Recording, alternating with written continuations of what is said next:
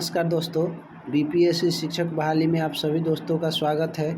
इस वीडियो में हम लोग देखेंगे बिहार से संबंधित जीके जीएस आपको आने वाले बीपीएससी शिक्षक बहाली में आपको ज़रूर सहायता करेंगे। चलिए इस वीडियो को शुरू करने से पहले आपको एक बात कहना चाहेंगे कि अगर वीडियो अच्छा लगता है तो लाइक कीजिए, सब्सक्राइब कीजिए, शेयर कीजिए, जिससे कि हमको मोटिवेशन मिलता रहे। और इस चैनल पे आपको हमेशा वीडियो मिलेगा बीपीएससी शिक्षक बहाली से रिलेटेड, जीके जीएस का हो या फिर करेंट अफेयर्स हो या बिहार स्पेशल हो। चलिए तो शुरू करते हैं। सबसे पहला क्वेश्चन आज का,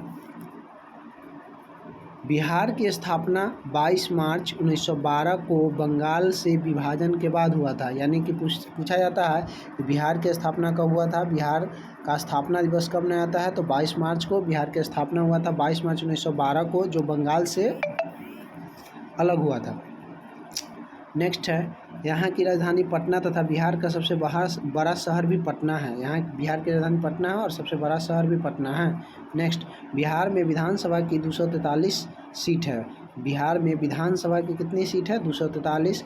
राज्यसभा की 16 सीट है तथा लोकसभा की 40 सीट है। ये क्वेश्चन पूछा जा चुका है। बिहार में विधानसभा की 243 सीट है, राज्यसभा की 16 और लोकसभा की 40 सीटें हैं। बिहार की राजधानी पटना का ऐतिहासिक नाम पाटलिपुत्र था। पहले जो है बिहार की राजधानी जो पटना है उसकी ऐतिहासिक नाम, पुराना नाम पाटलिपुत्र है। बिहार में 38 जिले हैं तथा यहाँ का क्षेत्रफल जो है 94,163 वर्ग किलोमीटर। ये डायरेक्ट डाटा पूछ लिया जाता है कि बिहार का क्षेत्रफल कितना है, तो 94,163 वर्ग किलोमीटर है। यहाँ की जनसंख्या लगभग 10,38,04,637 है। और बिहार में लगभग जो है 5,41,85,347 पुरुष है तथा 4,96,19,290 महिलाएं हैं। ये डाटा भी पूछा जा चुका है कि यहाँ की जनसंख्या लगभग कितनी है, तो ये डाटा पूछा जा चुका है कि यहाँ की जनसंख्या लगभग 10,38,04,637 है। बिहार में हिंदू जो है 83.2% है और मुस्लिम जो है 16.5% है। चलिए इसके बाद यहाँ की मुख्य भाषा हिंदी है, उर्दू है, मैथिली, भोजपुरी, मगधी, अंगिका आदि है। चलिए नेक्स्ट देखते हैं। क्षेत्रफल में यह देश का 12वां तथा जनसंख्या में तीसरा सबसे बड़ा राज्य है। पूछा जाता है कि क्षेत्रफल के दृष्टि से बिहार कौन सा राज्य है, तो 12वां है तथा जनसंख्या में यह कौन सा राज्य है? तीसरा। पहला हुआ उत्तर प्रदेश है, दूसरा महाराष्ट्र और तीसरा जो है बिहार है। चलिए नेक्स्ट, बिहार के प्रमुख पर्यटन स्थल महात्मा गांधी सेतु है। पूछा जाता है कि प्रमुख पर्यटन स्थल कौन कौन है, तो महात्मा गांधी सेतु यानी महात्मा गांधी पुल है जो गंगा नदी पर है, महाबोधि मंदिर है, नालंदा विश्वविद्यालय है, विष्णुपाद मंदिर है, बोधगया मंदिर और भी कई है। चलिए नेक्स्ट, बिहार की सीमाएं पूर्व में पश्चिम बंगाल है, पश्चिम में उत्तर प्रदेश, दक्षिण में झारखंड और उत्तर में नेपाल से जुड़ी हुई है। बिहार के प्रमुख पर्वों में छठ, होली, दिवाली, दशहरा, महाशिवरात्रि, नाग पंचमी, श्री पंचमी, मुहर्रम, ईद तथा क्रिसमस है। नेक्स्ट, 2600 साल पहले बिहार को सबसे ज़्यादा शांति प्रिय यानी अहिंसा प्रिय भूमि कहा जाता था। बोधगया और पावापुरी में लोग शांति प्राप्त करने के लिए आते थे और आज भी आते हैं। नेक्स्ट, प्राचीन काल में मगध का साम्राज्य देश के सबसे शक्तिशाली साम्राज्यों में से एक था। यहाँ मौर्य वंश, गुप्त वंश तथा अन्य कई राजवंशों ने देश के अधिकतर हिस्सों पर राज किया है। चलिए, पुरातन काल में संस्कृति और सत्ता के बारे में अध्ययन करने के लिए दुनिया भर से लोग यहाँ आया करते थे। 1912 में बंगाल का विभाजन के फलस्वरूप बिहार का नाम अस्तित्व में आया। यानी कि 1936 में उड़ीसा इसे अलग कर दिया गया। स्वतंत्रता संग्राम के दौरान बिहार के चंपारण के विद्रोह, अंग्रेजों का खिलाफ बगावत अग्रणी घटनाओं में से गिनाया था। यानी कि उड़ीसा जो है पहले बिहार में था। 1936 ईस्वी में उड़ीसा को बिहार से अलग कर दिया गया।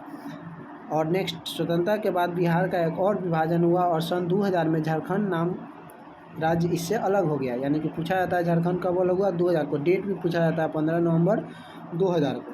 नेक्स्ट, भौगोलिक तौर पर बिहार को 3 प्राकृतिक भागों में बांटा जाता है। उत्तर का पर्वतीय तथा तराई भाग, मध्य का विशाल मैदान और दक्षिण का पहाड़ी किनारा। चलिए नेक्स्ट, राज्य के प्रमुख उद्योग है मुंगेर में सिगरेट का कारखाना, आईटीसी मुंगेर में आईटीसी के अन्य उत्पाद अगरबत्ती, माचिस एवं चावल आटा आदि का निर्माण। मुंगेर में बंदूक फैक्ट्री भी है। मुंगेर के जमालपुर में रेल का कारखाना, एशिया प्रसिद्ध रेल कारखाना जमालपुर है। भागलपुर में सिल्क उद्योग है। यानी कि पूछा जाता है कि जमालपुर कहाँ है, मुंगेर में है, किस लिए प्रसिद्ध है, रेल कारखाना के लिए। उसके बाद नेक्स्ट, भारत के जो प्रथम राष्ट्रपति थे डॉक्टर राजेंद्र प्रसाद, जन्म बिहार में ही हुआ था। बिहार में स्थित नालंदा विश्वविद्यालय दुनिया का सबसे पुराना विश्वविद्यालय है।